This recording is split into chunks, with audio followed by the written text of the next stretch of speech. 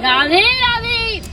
Recharge खत्म हो गया है, इसीलिए ये वीडियो बनाने आया हूँ, वरना मेरे को कोई शौक नहीं है। मैं नहीं चाहता हूँ व्यूज, या चाहता हूँ मोनेटाइज। तो मैं यहाँ पर सिर्फ अभिनव अरोरा की बात नहीं करूंगा, उसकी कोई गलती नहीं है।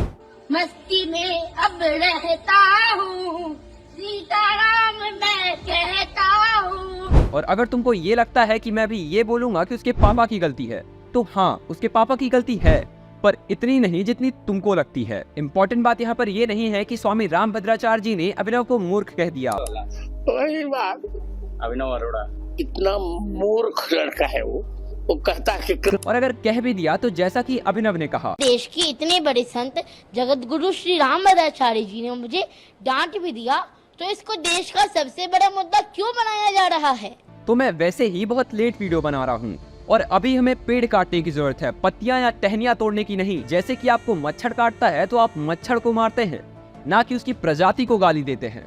तो वैसे ही प्रजाति की गलती नहीं है, उन चुनिंदा मच्छरों की है। तो जैसा कि मैंने कहा, अभिनव के पापा उतने गलत नहीं है जितना तुमको लगते हैं। ये उनको कैसे पता चला कि अगर उनका बच्चा प्रोडक्ट होगा तो क्लाइंट्स दौड़ते हुए आएंगे, क्योंकि उन्होंने देखा कि बाकी बच्चों के माँ बाप भी बच्चों से यही करा रहे हैं और ये चल भी रहा है। भारत की पब्लिक दिमाग से नहीं, इमोशन से सोचती है। और अभिनव के पापा तो ठहरे बिजनेसमैन। जैसे ही उनका फालूदा का बिजनेस ठप हुआ, उन्होंने अभिनव को फील्ड में उतार दिया। उनके पास पैसा तो पहले से ही था, उनको बस एक PR टीम हायर करनी थी, जो उन्होंने कर ली। And rest is history. Abhinav के नाम से व्यूज छप रहे हैं और ये तो आपको पता ही होगा। और मैं भी यहाँ इसीलिए आया हूँ। बढ़िया बढ़िया। सबको किसी ना किसी से कुछ ना कुछ तो चाहिए ही ना यार। लेकिन इस टाइप की वीडियोस में व्यूज आ क्यों रहे हैं? क्योंकि लोगों को अपनी पूरे दिन की फ्रस्ट्रेशन निकालनी है, उनको अपना गुस्सा कहीं ना कहीं तो निकालना ही है ना। इमेजिन करो कि तुम 10 साल के बच्चे को गालियां दे रहे हो, और इमेजिन क्या करना, वो तो है ही 10 साल का। अभिनव की इंस्टा पोस्ट में, रील्स में ऐसी ऐसी बातें लिखी होती हैं, इतनी गालियां भरी होती हैं कि मैं आपको दिखा भी नहीं सकता हूँ। उसकी क्या गलती है कि वो बच्चा है? अभिनव सिर्फ उतना ही बोलता है जितना उसके पापा ने उसको रटाया है। और अगर आपको मुझ पर ट्रस्ट नहीं है तो आप ये देखो, मैं आपको एक उदाहरण से समझाता हूँ, मैं आपको एक कहानी से समझा। क्या आपने ये नोटिस किया कि इन वीडियोस में हर चीज सेम है?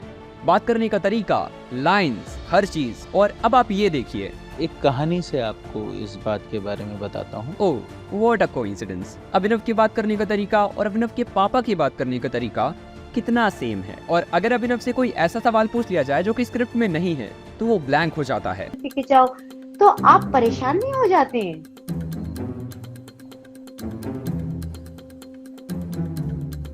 होते हैं परेशान?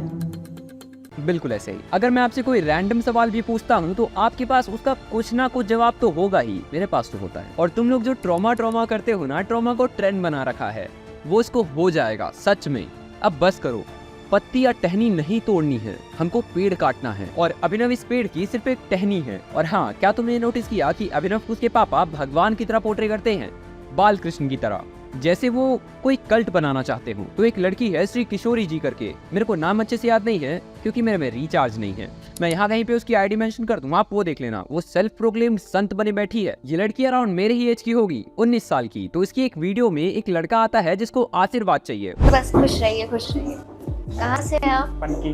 फनकी, अच्छा, ये क्या है? क्या करते हैं आप? दीदी पढ़ते हैं। क्या पढ़ रहे हैं? दीदी बीटेक कर रहे हैं, पॉलिटेक्निक कंप्लीट है। अच्छा जी। क्या करना चाहते हैं आप आगे जाके? रेलवे में जाना दीदी। बस 1 मिनट चाहिए मेरे को, मैं उस लड़के से बात करना चाहता हूँ। दोस्त, तुम्हारे घर में माँ नहीं है? माँ आशीर्वाद नहीं दे रही है क्या? माँ का आशीर्वाद लो ना। वो तुम्हारे लिए जितना अच्छा चाहती है उतना अच्छा कोई नहीं चाह सकता है। निस्वार्थ प्यार करती है वो तुमको। और अगर तुमको यही चाहिए कि माँ का आशीर्वाद किसको चाहिए, बाप, वो क्या होता है? उसका आशीर्वाद कौन लेता है? बहन, वो तो छोटी है। और भगवान, सो ओल्ड फैशन। और अगर तुमको इंसानों का ही आशीर्वाद चाहिए तो स्वामी रामभद्राचार्य के पास जाओ ना, जो तुमको विजडम दे सके, जो सच में संत हैं, जिन्होंने सच में कुछ सेक्रीफाइस किया है। स्वामी प्रेमानंद महाराज के पास जाओ ना। क्या कर रहे हो? 6 साल, 12 साल, 15 साल, 18 साल, इस एज के बच्चे तुमको कुछ भी नहीं सिखा सकते हैं। इन्होंने अभी एक खुद सीखा है कि खाना खाते कैसे हैं। और मैं भी 20 का होने वाला हूँ, तो मुझको कुछ मत बोलना। ऐसा आशीर्वाद कोई नहीं दे सकता है जिससे तुम अपनी लाइफ की कठिनाइयों को स्किप कर सको। This is not how you clear anything in life. Not any problems, not any exams, none of it. और मैं इन सेल्फ प्रोक्लेम्ड संत से ये कहना चाहूंगा कि बिजली का बिल कहाँ भरते हैं और कैसे भरते हैं ये सीखो। जब फोन खराब हो जाता है तो पापा उस फोन को कहाँ लेके जाते हैं? बाहर कौन सी नई दुनिया है ये देखो। Please listen on a serious note. धर्म को धंधा मत बनने दो। ये सब जो चल रहा है ना, ये इंडिया की हिस्ट्री तक को चेंज करने का दम रखता है। ये जीडीपी तक को इफेक्ट करता है। ये इतनी बड़ी चीज है, इसको लाइटली मत लो। अभी ये सब सिर्फ एक छोटे से स्केल पे है, तो अभी तो इतना समझ में नहीं आ रहा है, पर जब ये सब बड़ा होगा एंड इवेंचुअली ये बड़ा होगा, भूलो मत, बुरे से गंदा बदतर होता है। और संत का तो मतलब ही सेक्रीफाइस होता है। But what are you guys sacrificing? Your childhood. अच्छा, ये सब तो चलता रहेगा, पर जो भगवान को खिलौना बनाकर बेचते हैं, इनको रोको। और खिलौना खेलता कौन है? बच्चे खेलते हैं। बच्चे खिलौने को पैर से मार रहे होते हैं और कभी कभी तो कहीं भी फेंक देते हैं। तो this is not right in my opinion at least. Soft toys की घर में कितनी इज्जत होती है ये तो सबको पता है। अगर आप लोग धर्म के लिए सच में कुछ करना चाहते हो तो इसके लिए भी आवाज उठाओ। और जाते जाते सिर्फ इतना ही बोलना चाहूंगा कि इन बच्चों की कोई गलती नहीं है, इनके पेरेंट्स की है। और जाते जाते सब्सक्राइब कर लेना, जिससे मेरे पास ब्रांड्स आए, मेरे को पैसा मिले और मैं इस महीने का रिचार्ज करा पाऊँ। बाय। बढ़िया बढ़िया।